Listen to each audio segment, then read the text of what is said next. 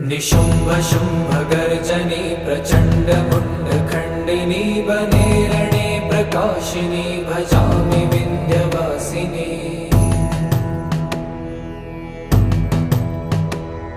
त्रिशूलमुण्डधारिणी धराविघातहारिणी गृहे गृहे निवासिनी भजामि विन्ध्यवासिनी।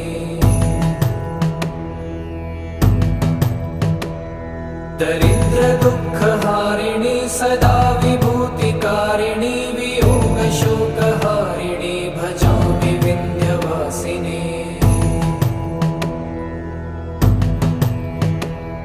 लसत्सुलोललोचनं लतासनं वरप्रदं कपालशूलधारिणी भजामि विन्ध्यवासिनी।